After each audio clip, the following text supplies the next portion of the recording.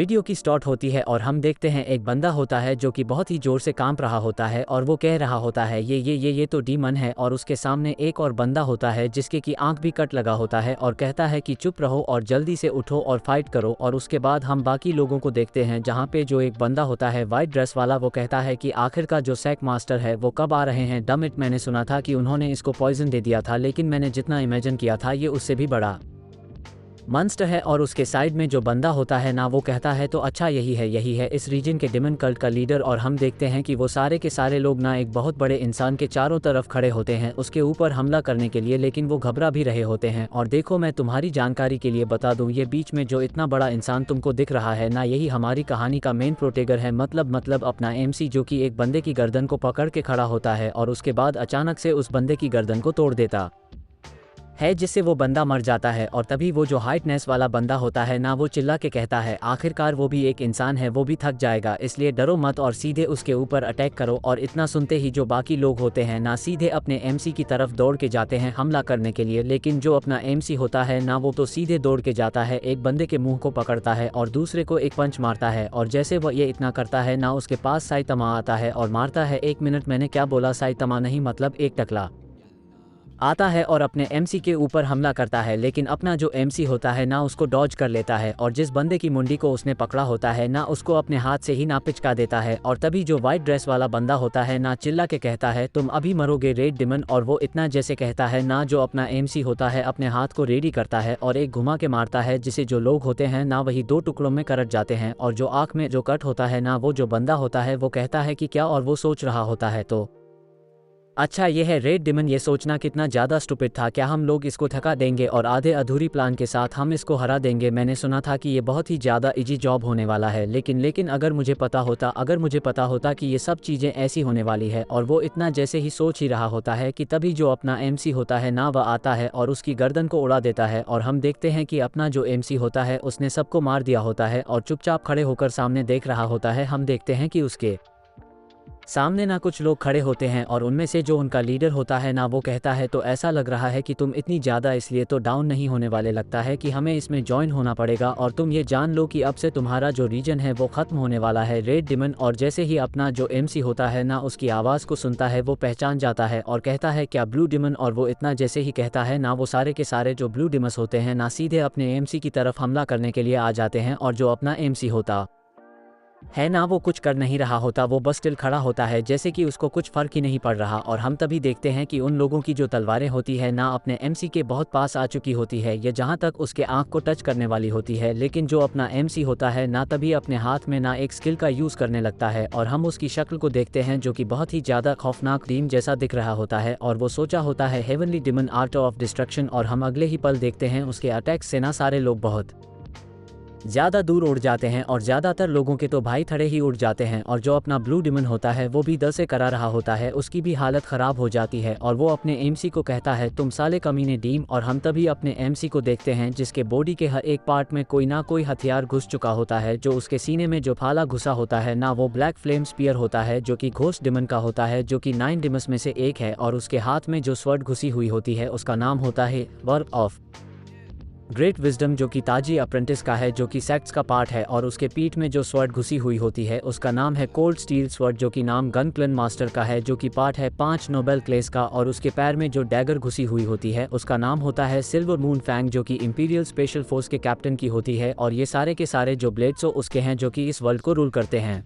और ये सारे के सारे ब्लेड बस एक ही इंसान के अंदर छेद कर रहे हैं, और वो है रेड टीमन मास्टर, जिसके मार्शल सोसाइटी पे कदम रखते ही 5 सालों के अंदर पूरी की पूरी दुनिया उसका नाम जान गई। लेकिन 7वें साल वर्ल्ड को उसके प्रेजेंस से डर लगने लगा और उसके 8वें साल पे उसने एक डिमनी कल्ट को ज्वाइन किया। और उसके बाद हिस्ट्री में पहली बार वो हेवनली डिमन कल्ट का एक लीडर बना, जो कि आउटसाइडर था, जिससे उसका जो नाम था वो एक मिथ और लेजेंड बन गया। और उसके बाद हम अपने एमसी को देखते हैं, जो कि ब्लू डिमन से कहता है ये काफ़ी हद तक छुरा गोपने जैसा है। और उसकी बातों का जवाब देते हुए जो ब्लू डिमन होता है वो कहता है मैं हमेशा सोचता था कि मैं जानता हूं कि आखिरकार तुम कितने ज़्यादा पावरफुल हो, लेकिन ऐसा लग रहा है कि तुमने मुझे गलत साबित कर दिया और तुम्हारे पास कितने पावरफुल अटैक है और तुम कितने ज़्यादा स्ट्रांग हो। इसलिए हम उम्मीद करते हैं कि ऐसे स्ट्रांग बंदे तुम बस आखिरी ही रहो। और उसकी बातों को सुन के जो अपना एमसीओ होता है ना, वो कहता है अच्छा तो यही सब रीज़न था कि तुमने मुझे ट्रे किया ब्लू डिमन। और अपना जो ब्लू डिमन होता है ना, उसको कहता है नहीं ऐसी बात नहीं है, ये सब हुआ है तुम्हारी वजह से। और उसके बाद जो ब्लू टीमन होता है ना वो चिल्लाते हुए उसको कहता है ये सब तुम्हारी वजह से हुआ है, क्योंकि तुमने अपने जो मार्शल आर्ट्स है उसको नॉर्मल फॉलोअर्स को सिखाने की कोशिश की और तुम जो करने की कोशिश कर रहे थे वो हेविली डिमन कल्ट के रूल के खिलाफ है, तुम उसे इग्नोर कर रहे थे और इसीलिए हम तुमको इसी तरह से इससे दूर जाने नहीं दे सकते। और यह सब सुनने के बाद जो अपना एमसी होता है ना वो टकले की तरफ घूरता है और उससे पूछता है क्या आप भी इससे एग्री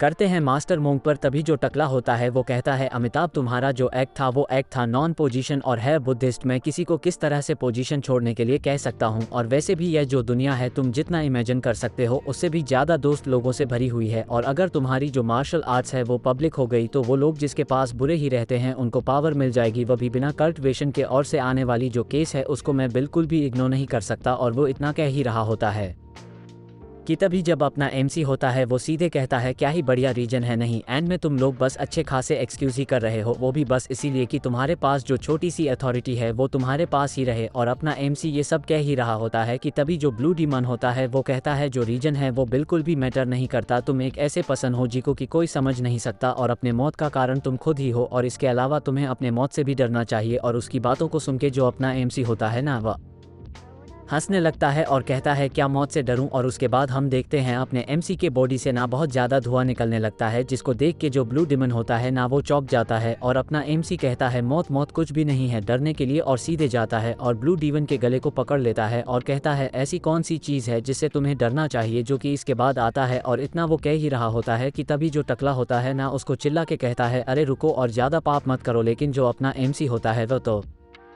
भाई बहुत ज़्यादा खतरनाक तरीके से हंस रहा होता है और कहता है तुम्हें पता है ना मुझे यहाँ पे क्या रोके हुए हैं, क्यों जानते हो कि नहीं। और हम अपने ब्लू डिमन को देखते हैं जिसकी पूरी फट चुकी होती है और वो कांपते हुए कह रहा होता है कि मैं। लेकिन तभी जो अपना एमसी होता है ना अपने सीने में से वही तलवार को बाहर निकालता है और कहता है ये ब्लू टीयर्स ये एक प्रेजेंट है जो कि मैंने तुम्हें दिया था, तो शायद ये मुझे तुम्हें दोबारा दे देना चाहिए। और उस तलवार को बाद निकाल के सीधे उसके पेट में डाल देता है और हम देखते है उसका जो खून होता है ना वो ज़मीन में टपक नहीं लगता है। और अपना एमसी कहता है तुम्हें पता है क्यों, इसीलिए तुम्हें जान लेना चाहिए क्या होता है जब तुम मुझसे भी ट्रे करो, मैं कभी भी कोई शिकायत नहीं भूलता। और हम अपने ब्लू डीमन को देखते हैं जिसकी जो सांस है ना वो धीरे धीरे जा रही होती है और उसकी पलकें भारी हो रही होती है और वो धीरे धीरे अपनी आंखें बंद कर लेता है, मतलब वह मर जाता है। और उसके बगल में जो अपना एमसी होता है ना वह बैठा हुआ होता है और उसको देख के जो बाकी लोग होते हैं ना उनको कुछ समझ ही नहीं आ रहा होता कि आखिरकार यहाँ पे हुआ क्या है। और उसके बाद हम अपने एमसी को देखते हैं जो कि अपने पेट को पकड़ के खड़ा होता है और उसके मुंह से ब्लड आ रहा होता है, लेकिन वो फिर भी एक स्माइल देता है और अपने हाथ में जो ब्लड है ना उसको देखने लगता है। लेकिन अचानक से उसकी जो नज़र होती है ना वह धुंधली होने लगती है और वह सोच रहा होता है ये फीलिंग तो यह एंड है हाँ। और उसके बाद ना उसको मतलब एक कोक की कैन दिखाई देती है और उसको देख के सोचा होता है आखिरकार इस चीज़ को क्या कहा जाता है, मैं सच में इस ड्रिंक को मिस कर रहा हूँ।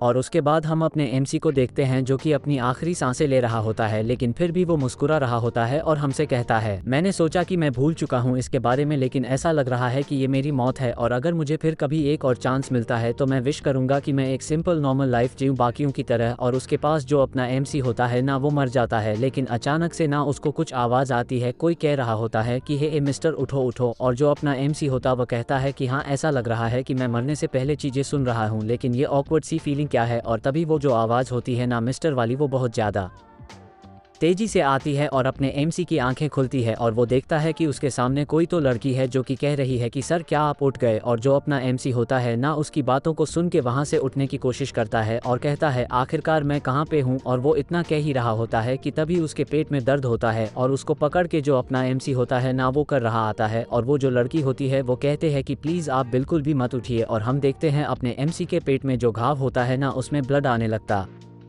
है और उसको देखकर जो लड़की होती है वो कहती है ओ गॉड ज़रा इसे देखिए, आपके जो घाव है वो फिर से खुल चुके हैं, इसलिए आप बिल्कुल भी मत लिए, मैं जाकर डॉक्टर को बुला के लाती हूँ। और जो अपना एमसी होता है ना उसके जाने के बाद चारों तरफ देखता है और वो देखता है कि वो हॉस्पिटल पे है और वो कहता है कि क्या एक हॉस्पिटल। और वो खिड़की के बाहर देखता है और देखता है कि वहाँ पर बहुत सारी बिल्डिंग्स है और उसको देख के वो कहता है क्या मैं वापस आ गया। उसके बाद हमें कुछ टाइम के बाद का सीन दिखाया जाता है जहाँ पर जो डॉक्टर होता है ना उसने अपने एमसी के घाव पे दोबारा से पट्टी कर ली होती है और उससे मिल लेना उसके माँ बाप भी आए होते हैं, मतलब इस लाइफ के माँ बाप आए होते हैं। और जो डॉक्टर होता है ना वो कह रहा होता है कि हाँ ये थोड़ा अजीब है, और उसकी जो माँ होती है वो कहती है कि डॉक्टर क्या कुछ हुआ है जीनों के साथ, और जो डॉक्टर होता है वो कहता है कि नहीं ऐसा कुछ तो नहीं हुआ, लेकिन इसको यहाँ पे आए हुए बस कुछ ही दिन हुए हैं और मैं थोड़ा शौक हूँ कि आखिर इसके जो घाव है इतनी ज़्यादा जल्दी हील कैसे हो रहे हैं। आई मीन ये एक बार खुल चुका है इसका घाव, लेकिन फिर भी और अपने डॉक्टर की बातों को सुन के जो अपना एमसी होता है ना वो सोचा होता है हाँ मे भी मुझे अपनी जो क्यूआई मेडिटेशन है उसमें थोड़ा इजी जाना पड़ेगा और मुझे अभी से केयरफुल रहना होगा। और उसके बाद हम उसकी माँ को देखते हैं जो कि डॉक्टर से पूछती है क्या इसका मतलब ये है कि ये जल्दी हॉस्पिटल से जा सकता है, और जो डॉक्टर होता है वो कहता है देखो ये दिखने में तो अच्छी कंडीशन में लग रहा है लेकिन इतनी जल्दी करने की कोई ज़रूरत नहीं है, और सबसे ज़्यादा मेन इंपॉर्टेंट बात यह है कि उसको अंदर से जो डैमेज हुआ है उसको भी हील होने के लिए थोड़ा टाइम लगेगा। और डॉक्टर की बात को सुनकर उसकी जो मॉम होती है वो कहती है कि हाँ चलो शुक्र है कि मेरा बेटा ठीक है। और उसके बाद कुछ टाइम के बाद उसकी जो मॉम होती है ना उससे कहती है तुम्हारे मॉम एंड डैड अभी काम के लिए जा रहे हैं और हम लोग रात तक आ जाएंगे, मैं तुम्हारे लिए कुछ पैसे छोड़ के जा रही हूँ इसलिए तुम इसको फ्रीली यूज़ करना। जो अपना एमसी होता है उसको कहता है कि यस मदर, और उसकी जो माँ होती है ना जैसे सुनती है उसके मुँह से कि उसने मदर कहा वो कहती है कि ज़रा देखो इसे ये वापस से मुझे मदर कह रहा है। और उसके बाद वो याद करती है कि कैसे डॉक्टर ने उसे कहा था मैम ऐसा लग रहा है कि जो जीनू है उसको अपने मेमोरी में कुछ प्रॉब्लम है। और उसको याद करने के बाद वो अपने एमसी से कहती है मुझे बस मॉम कहो, और उसके बाद उसके जो पेरेंट्स होते हैं ना वहाँ से जाने लगते हैं और उसकी जो माँ होती है उसको कहते हैं कि चलो बाद में मिलते हैं। और जो अपना एमसी होता है ना उसको कहता है कि ठीक है, और वो लोग जैसे ही चले जाते हैं ना अपना एमसी रात की सांस लेता है और कहता है हाँ मुझे स्टिल अभी भी टाइम चाहिए ताकि मैं इस वर्ल्ड पर अपने सेंसस को यूज़ कर सकूं, और वैसे भी मैं 20 साल से जवान पे हूं और आई गेस ये बस सेंस मनाती है कि मैं अजीब हूं। हाँ ऐसा लग रहा है कि यह मेरी तीसरी लाइफ है। मैं और रेड डीवन एक मास्टर बन के नहीं रहा बल्कि मैं गैंग जीनू बन चुका हूं, और मैं जेंगू सिटी में डेमोनिक मास्टर बनने से पहले मैं ऑलरेडी मॉडर्न वर्ल्ड पे गैंग जीनू बन के जी चुका था। और मेरी जो पहली लाइफ थी गैंग जीनू वाली वो बहुत ही ज़्यादा दुख भरी थी। मैंने अपने फैमिली और अपने पैर दोनों खो लिए थे, वो भी एक एक्सीडेंट की वजह से। और उसके बाद में 15 साल तक एक वाइस इंसान की तरह जीता रहा और 35 साल की एज में मैंने अपनी लाइफ को एंड कर लिया। और उसके बाद पता नहीं कहीं से मैंने अपनी एक न्यू लाइफ स्टार्ट की चवान पे, और मेरी जो सेकंड लाइफ थी वो बिल्कुल भी इजी नहीं थी, लेकिन मैं कामयाब रहा एक ग्लोरियस लाइफ जीने में, वो भी रेड डीमनिंग मास्टर बन के। लेकिन किसी तरह से मेरी वो लाइफ भी ज़्यादा लंबी नहीं टिकी और आखिरकार क्यों मैं वापस अपने मॉडर्न वर्ल्ड पे आ गया। अगर सोचा जाए तो इस वर्ल्ड ने मेरी जो लाइफ थी उसको बर्बाद कर दी थी। और इसके अलावा ये एक्सीडेंट के ठीक पहले की बात है जब कैंग जिनो 18 साल का हुआ करता था, और उसके बाद वो अपने हाथ को देखता है और कहता है कि यह पीसफुल हाथ मेरी जो ज़िंदगी थी वो 40 से ज़्यादा बिल्कुल नहीं टिकी, और अगर मैं उन दोनों को मिला भी देता हूँ तब भी मेरी ज़िंदगी के कुछ साल बच जाते हैं। अगर मैं अच्छे से कहूँ तो मैं अपनी पिछली लाइफ्स को बिल्कुल भी एक अच्छी लाइफ्स नहीं कह सकता, लेकिन इस बार नहीं, क्योंकि मेरे पास पुराने गैंग जिन की मेमोरीज है और उसके साथ जंगवान के रेड डीवनिंग मास्टर का एक्सपीरियंस। इसीलिए इस लाइफ पे मैं करके दिखाऊंगा, मैं भी दूसरों की तरह एक नॉर्मल लाइफ जीऊंगा। और उसके बाद जो अपना एमसी होता है ना मैं बताने लगता है मेरी जो जंगू की लाइफ थी उसके यली स्टेज पे एक ऐसी चीज़ थी जो कि मुझे बहुत ज़्यादा परेशान करती थी, जिसका कि जो नाम था वो मैं टाइम के फ्लो के साथ भूल गया था। लेकिन जैसे ही मेरी आंखों ने उसको देखा मुझे सडन उसके बारे में याद आ गया, ये था कोला। और अभी इस टाइम पे मैं इसका यूज़ करूँगा और मुझे याद है कि आखिर का इसका यूज़ कैसे करना है। सबसे पहले जो बिल है उसको अंदर डालो और उसके बाद जो भी ड्रिंक चाहिए उस बटन को दबा दो, और अपना एमसी जैसे ही बटन दबाता है ना वो देखता है ये कोला बाहर तो नहीं आ रहा, लेकिन उसके पैसे वापस बाहर आ गए। और फिर से पैसे को अंदर डालता है लेकिन उसके पैसे वापस से बाहर आ जाते हैं। और ये सब देख के उसका भाई पूरा दिमाग सट जाता है, वो भाई पूरे सदम में चला जाता है। और उसके बाद ना वो वही चीज़ को ना बार बार कर रहा होता है, लेकिन हमेशा उसके जो पैसे होते हैं ना वो पहर आके नीचे गिर जाते हैं। और ये सब देखकर ऊपरा भाई डिफेंस होगा ना नीचे बैठ जाता है और कह रहा होता है कि क्यों, आखिरकार क्यों ऐसा हो रहा है। लेकिन तभी कोई तो आता है और कहता है जो वेंडिंग मशीन है वो बिल्कुल भी 10,000 का बिल नहीं लेता। जो अपना एमसी होता है ना जैसे ये सुनता है वो कहता है कि हाँ, और वो देखता है कि उसके पास ना एक बच्चा आया होता है और कहता है तुम्हें ये जाना चाहिए था, कुछ ट्रा के बाद तुम कितने ज़्यादा अजीब हो। और हम देखते हैं अपना जो एमसी होता है ना वो तो भाई कुछ कह ही नहीं पा रहा होता, वो स्पीचलेस हो जाता है और भा उसको घूर रहा होता है। और जो बच्चा होता है वह कहता है क्या तुम बाय एनी चांस कोई एलियन हो। और उसके बाद हमारा सन शिफ्ट होता है और हम देखते हैं हॉस्पिटल के बाहर वो लोग बेंच पर बैठे होते हैं और जो लड़का होता है वह कोक पी रहा होता है और अपने एमसी कोक को घूर रहा होता है। और जो बच्चा होता है ना वो अपने